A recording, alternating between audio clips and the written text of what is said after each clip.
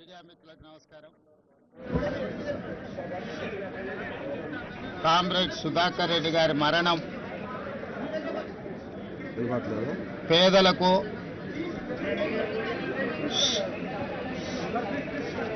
అదే విధంగా బహుజనులకు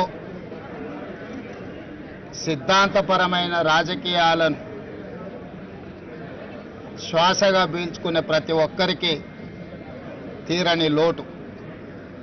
విద్యార్థి రాజకీయాల నుండి జాతీయ రాజకీయాల వరకు చివరి శ్వాస వదిలే వరకు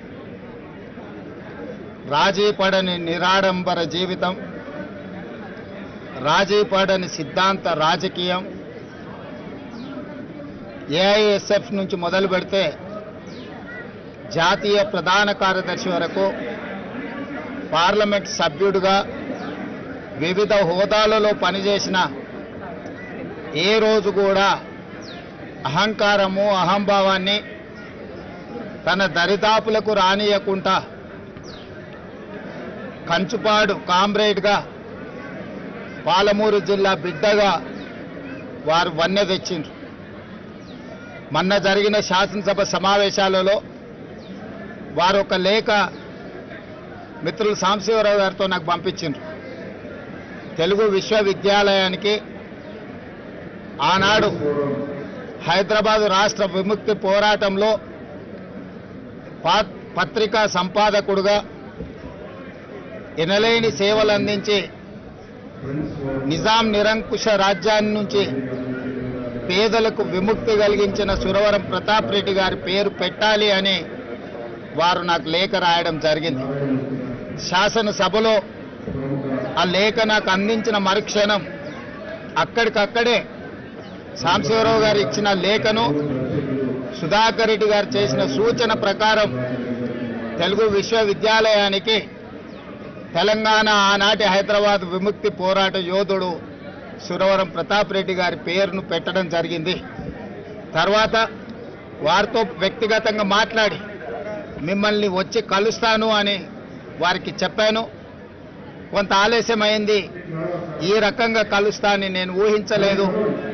ఇది సిద్ధాంతపరమైన రాజకీయాలను ఆచరించే వాళ్లకు తీరని లోటు. కాంగ్రెస్ పార్టీ పక్షాన ముఖ్యంగా మా జిల్లా వాసిగా మా జిల్లాకే వన్నె తెచ్చిన ఒక గొప్ప నాయకుడు, ఆ జిల్లా నుంచి ఆనాడు బూరుగుల రామకృష్ణారావు గారు కావచ్చు, కీర్తిశేషులు జయపాల్ రెడ్డి గారు కావచ్చు, ఈనాడు సురవరం సుధాకర్ రెడ్డి గారు ఆ పాలమూరు జిల్లాకు వన్నె తెచ్చిండ్రు. ప్రజాసేవనే కాదు, సిద్ధాంతపరమైన రాజకీయాలను జీవితకాలం ఆచరించి ఏది అధికారం ఉన్నా లేకపోయినా ప్రజాప్రతినిధిగా కొనసాగినా కొనసాగకపోయినా సిద్ధాంతాన్ని ఏ రోజు కూడా వదలలేదు. అలాంటి గొప్ప నాయకుడిని కోల్పోవడం తెలంగాణ ప్రజలకే తీరని లోటు. అందుకే ప్రభుత్వ పక్షాన వారికి అధికారిక లాంఛనాలతో కార్యక్రమాలను నిర్వహించడమే కాదు, వారి కుటుంబానికి కామ్రేడ్ సోదరులకు ప్రభుత్వ పక్షాన అన్ని రకాల సహాయ సహకారాలు అందించాలి అని నిర్ణయించుకున్నాం. నిన్న జరిగిన మా పొలిటికల్ అడ్వైజరీ కమిటీ సమావేశంలో కూడా గాంధీ భవన్లో మా పిసిసి అధ్యక్షులు, ఏఐసిసి ఇన్ఛార్జ్ జనరల్ సెక్రటరీ గారు మా సమావేశంలో కూడా వారి ఆత్మకు శాంతి చేకూరాలి, వారు అందించిన ఎనలేని సేవలను మేము సమావేశంలో కూడా చర్చించుకోవడం జరిగింది.